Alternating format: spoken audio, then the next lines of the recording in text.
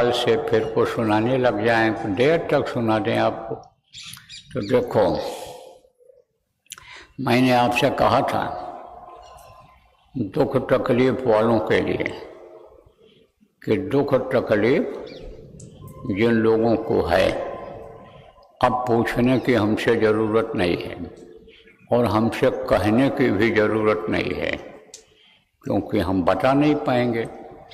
अब हमारी ताकत कम हो गई, शरीर की मेहनत कर नहीं सकता हूँ, और जब आज तबीयत खराब है, हमको आराम की ज़रूरत है, तो आप कह नहीं पाओगे, मिल नहीं पाऊँगा। तो आपको उपाय बताने के लिए कहा था, तो आपको उपाय आज बताता हूँ। देखो, एक तो इसमें भजन करना जरूरी है। ध्यान भजन अगर करोगे आप, तो जो उपाय बताऊंगा उसमें ज़्यादा फायदा होगा। क्यों? क्योंकि दैहिक दैविक भौतिक तापा, 3 ताप होता है। ताप माने होती है गर्मी।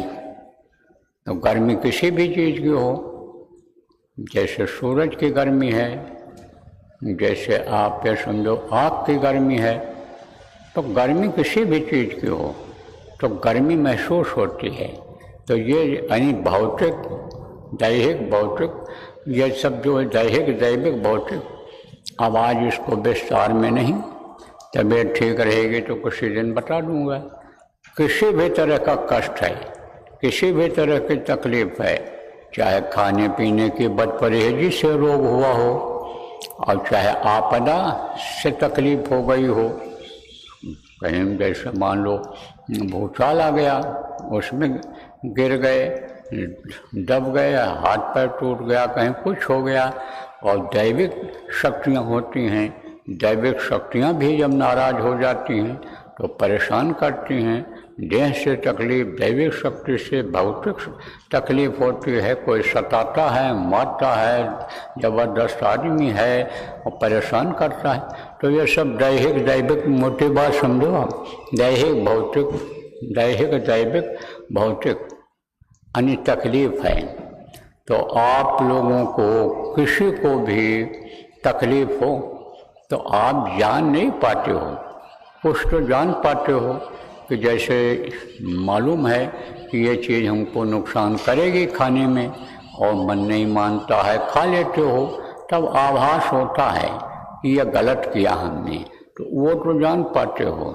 लेकिन भौतिक तकलीफ कब आ जाए इसका नहीं पता चलता है, और पता भी उसका चल जाता है, लेकिन दैविक शक्ति का पता जल्दी नहीं चलता है। लेकिन ये जो उपाय आपको बताऊंगा, इसमें दैहिक दैविक भौतिक तापों से छुटकारा मिलेगा, फायदा होगा। देखो, पहले कहावत थी 16 आना, 16 आना में 2 आना, 4 आना, 6 आना, 8 आना और 16 आना। अब इस समय पर कहते हैं 10%, 20%, 40%, 50%, यानी 40%, 50%, 20-30%, 10% और 100%। तो 100% में सारी तकलीफ जाती है। तकलीफ कहा जाए इसके 100% तकलीफ चली जाएगी, तो सब चली गई। 100% कह दिया गया। इंग्लिश शब्द का प्रयोग लोग ज़्यादा करते हैं, तो इंग्लिश में बोल दिया गया कि भाई 100%, तो 100% फ़ायदा हो जाता है। और 10% मतलब 1/10वां हिस्सा, और 20% 1/20वां हिस्सा, और 50% मतलब आधी तकलीफ। तो तकलीफ़ों में सबको फ़ायदा होगा, सबको फ़ायदा होगा। 2 आना 4 आना से लेकर 16 आना तक फ़ायदा होगा इससे। लेकिन विश्वास के साथ जब करोगे तब, और भजन ध्यान करते रहोगे तब, और यहाँ भी भजन ध्यान जब करते रहोगे ज़्यादा से ज़्यादा समय तक, और ये जो बताऊँगा इसको करोगे, तब आप ये समझो ज़्यादा फायदा दिखेगा। और यहाँ से जाने के बाद भजन ध्यान जब करते रहोगे तो जो कमी रह गई, मान लो यहाँ पर 10% फायदा हुआ, 20% फायदा हुआ, यानी 4 आना फायदा हुआ, 25% फायदा हुआ, 4 आना फायदा हुआ, तो धीरे धीरे वो फायदा वहाँ भी होगा। चाल चलन सही रखोगे, खान पान सही रखोगे, शाकाहारी रहोगे, नशा मुक्त रहोगे, ज़्यादा फायदा होगा। और अगर लगे रहोगे भजन ध्यान सुमिरन में, गुरु के प्रति प्रेम बनाए रहोगे, तो धीरे धीरे ये कष्ट कट जाएंगे। तो देखो ये इधर दाहिने हाथ की तरफ हमारे, ये मंच का दाहिने हाथ की तरफ एक झंडा लगा है, जय गुरुदेव नाम लिखा है वहाँ पर। वहाँ पर आप एक साथ मत जाना, बारी बारी से जाना, भेड़िया धसान मत करना। भेड़िया धसान जानते हो? एक भेड़ जिधर चली उधर ही सब चल पड़े। तो ये तो है नहीं कि प्रसाद वहाँ बट रहा है और प्रसाद खत्म हो जाएगा, दया मिल रही है और दया खत्म हो जाएगी, ये तो है नहीं। जब तक यहाँ रहोगे तब तक दया जारी रहेगी गुरु महाराज की, गुरु महाराज की दया जारी रहेगी। तो वहाँ पर जाना जब जिसको समय मिले, और अंतर में बोलना, अपनी तकलीफ को मुंह से मत बोलना, अंतर में बोलना, और श्रद्धा प्रेम से मत्था टेकना वहाँ पर, और मत्था टेक करके बाहर निकल जाना। तो जिसके जैसी श्रद्धा होगी, जिसका जैसा विश्वास होगा, जिसका जैसा कर्म होगा, उस हिसाब से उसको सबको फायदा मिलेगा, सबको। तो यहाँ जो लोग बैठे हो उनको भी मिलेगा, और अब जो लोग आएंगे उनको भी मिलेगा। ये जब तक यहाँ 10 तारीख के सुबह तक कार्यक्रम होगा, पूजन का प्रसाद बटेगा, तब तक फायदा होगा। आज से ही 7, 8, 9 और 10, आप ये समझो 10 तारीख तक का फायदा बहुत कुछ दिख जाएगा। बहुत लोगों का तो समझ लो कि जैसे कांटा है, कांटा होता ना, तो कांटा जब तक रहता है तब तक दर्द करता है, और कांटा निकल गया तो कुछ नहीं, फिर कोई दर्द नहीं। ऐसा भी होगा गुरु महाराज की दया से, तकलीफ बिल्कुल जाती दिखाई पड़ जाएगी, कुछ लोगों में फ़ायदा दिखेगा। तो आप लोग इस बात को समझ लो, और हमारी बात को अगर न समझ पाए हो, गांव के ये सीधे साधे लोग हैं, ये महिलाएं हैं और पुरुष हैं, तो आप जो पढ़े लिखे लोग हो, आप जो समझ गए हो मेरी बात को, इनको समझा देना। जो भाषा हमारी हिंदी नहीं समझ पाए हैं उनको आप लोग अपनी भाषा में समझा देना।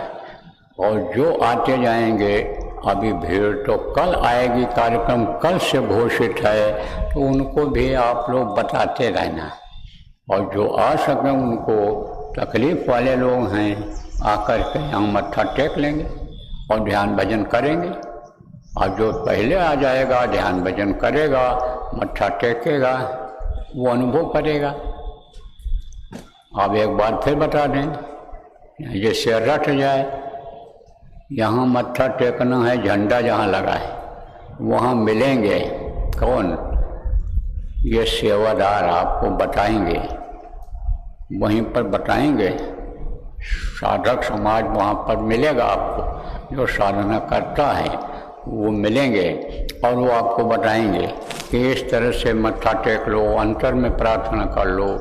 और वहाँ ना बताने को उनको मौका मिलेगा, तो हम तो बता ही दे रहे हैं कि वहाँ पर आप अंतर में प्रार्थना करना। अंतर जानते हो? अंदर अंदर मन ही मन बोलना जिसको रहता है, मन में बोलना कि हमारी ये तकलीफ़ है, तकलीफ़ दूर करो, हमारे ऊपर दया करो।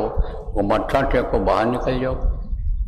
मत्था टेको, मत्था टेकना समझते हो? ऐसे सिर रख करके प्रणाम करते हैं और फिर निकल जाते हैं, बाहर निकल जाना। फिर वहाँ रुकने की ज़रूरत नहीं है, भीड़ ज़्यादा रहेगी, सबको मौका मिल जाए, दूसरे का हक न छीन लो आप कि सारा समय आप ही 10-20 लोग ले लो और लोगों को मौका न मिल जाए, न मौका मिल पावे।